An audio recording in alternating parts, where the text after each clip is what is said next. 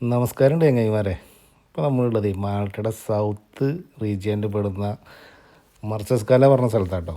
ഈ മർസസ്കാല ബീച്ചിൽ വലിയ തിരക്കൊന്നും ഉണ്ടാവില്ല വൈകിട്ട്. അപ്പോൾ നമ്മുടെ മാതിരിയുള്ള ആൾക്കാർക്കൊക്കെ ഇവിടെ വന്നിരിക്കുക ഒരു സ്വസ്ഥമായിട്ട്.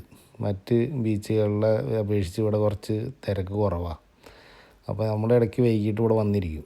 ഇതിവിടെ ഉപ്പുണ്ടാക്കുന്ന സ്ഥലം കേട്ടോ. പണ്ടത്തെ കാലത്തൊക്കെ ഉപ്പ് ഇങ്ങനെ ഉണ്ടാക്കിയായിരുന്നു. ഇവിടെ പാറയുടെ മേലെ തടം കെട്ടിയിട്ട് അങ്ങനെ ഉണ്ടാക്കിയായിരുന്നു. അങ്ങനെ വൈകിട്ട് വന്നിരിക്കും. അങ്ങനെ ബോട്ടുകളൊക്കെ കണ്ടിട്ട് നല്ലൊരു വൈബാണ്. അങ്ങനെ ഇരിക്കുമ്പോഴാണ് ഈ ബിൽഡിങ് നമ്മുടെ ഒരു ദിവസം എൻ്റെ കണ്ണ് പെടുന്നത്. ഗംഭീര ഒരു ബിൽഡിങ്. അപ്പോൾ ഞാൻ അത് എന്താ സംഭവം എന്ന് അന്വേഷിച്ചു. തൊട്ടടുത്ത് തന്നെ വലിയൊരു ബിൽഡിങ്.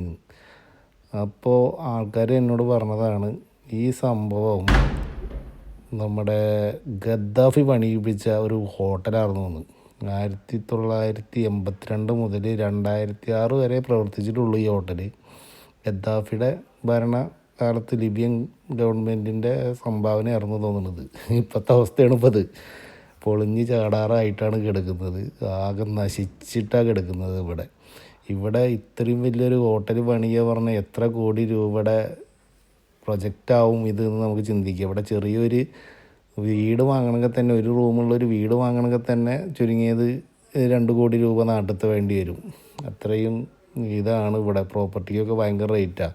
ആ ഒരു സാധനത്താണ് 340 റൂമിട്ട് അതിനുണ്ടായിരുന്നു എന്ന് പറഞ്ഞ്. സ്യൂട്ട് റൂമുകളും സ്വിമ്മിങ് പൂളുകളും അങ്ങനെ ഗംഭീര സെറ്റപ്പായിട്ടുള്ളൊരു ഹോട്ടലാണ് ഇപ്പോൾ ഈ നശിച്ചുകൊണ്ട് കിടക്കുന്നത്. ഉള്ളിലെ ആൾക്കാർ ചിത്രം വരച്ചിട്ടൊക്കെ പഠിക്കാൻ തോന്നുന്നു.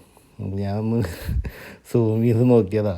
അതിൻ്റെ ഉള്ളിലത്തെ അവസ്ഥയാണിത്. ഓരോ ചിത്രം വരകളും ഓരോ റൂമിൽ നടന്നിട്ടുണ്ട്. ഇങ്ങനെയൊക്കെ ആയിട്ട് നശിച്ചുകൊണ്ടിരിക്കുന്ന ഒരു ബിൽഡിങ്ങിൻ്റെ ചരിത്രം ഇവിടെ ഉണ്ട്. അതിൻ്റെ പിന്നിൽ പോയപ്പോഴാണ് അത് ഗദ്ദാഫിയുടെയാണെന്ന് അറിഞ്ഞത്.